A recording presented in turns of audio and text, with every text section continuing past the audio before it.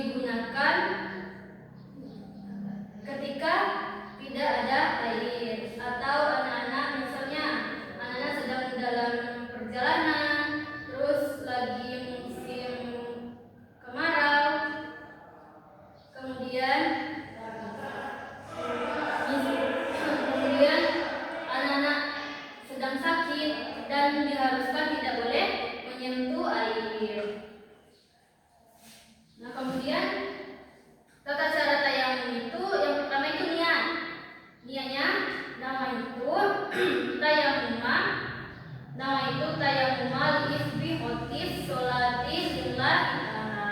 Kemudian selanjutnya yang pertama itu anak-anak mengambil debu dengan telapak tangan di misalnya di bangku mobil, kemudian di meja atau di pintu. Nah, yang pertama itu menggunakan telapak tangan. Selanjutnya dirembus.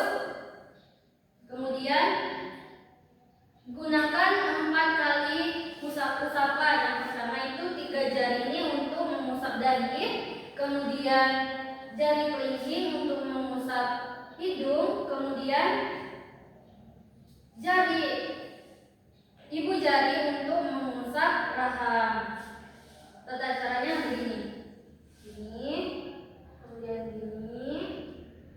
Terus ibu jarinya mengusap rahang. Nah, tata cara yang kedua itu anak-anak menggunakan telapak tangan lagi, tapi di tempat yang berbeda. Jangan di tempat yang sama yang kayak pertama tadi, tapi di berbeda tempat gitu. Di sini. Terus dihembuskan. Nah, ini 2 kali usapan. Yang jarinya itu untuk mengusap punggung lengan. Kemudian yang telapak tangan untuk mengusap bawah lengan. Tata caranya begini.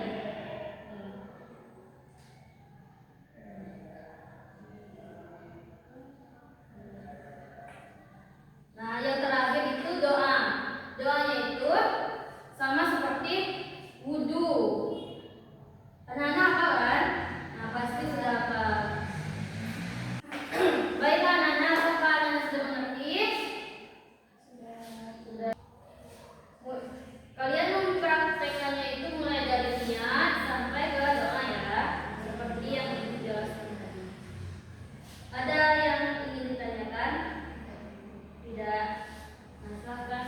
Anak-anak silakan maju, kita akan mempraktikkan tayamum yang seperti yang dijelaskan tadi. Baik, tayamum.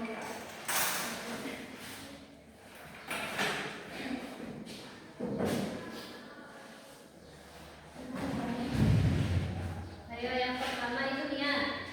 Kita baca bareng-bareng.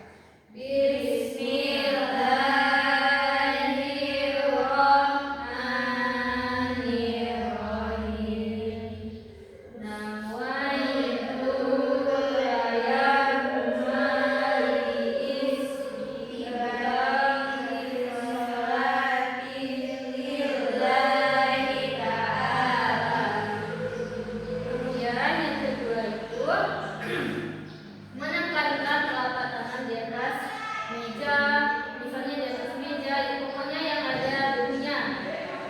Meja, dinding, kursi, dan lain-lain.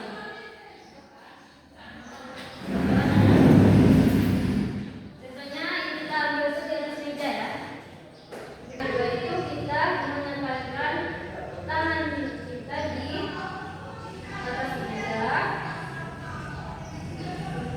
Kemudian hembuskan.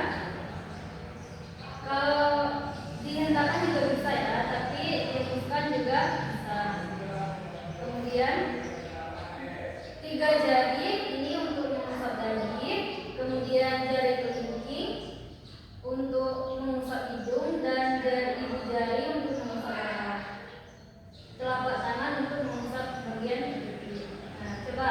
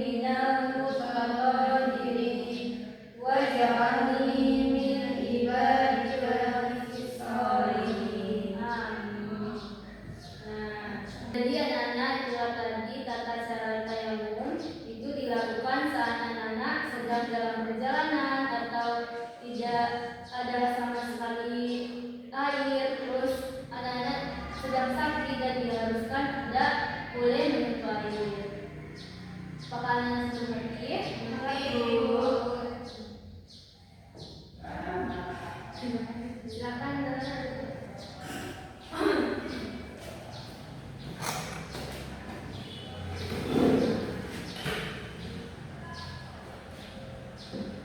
Anak-anak, itulah saja praktek tayamum kita tadi. Nah, jadi kesimpulan yang Ibu ambil itu, tayamum itu bersuci sebagai pengganti wudhu atau mandi wajib. Nah, tayamum itu dilakukan ketika kita sedang dalam perjalanan atau tidak ada sama sekali air, kemudian kita sedang sakit dan diharuskan tidak boleh menyentuh air. Nah, baiklah anak-anak, mungkin itu saja. Nah, jadi tugas anak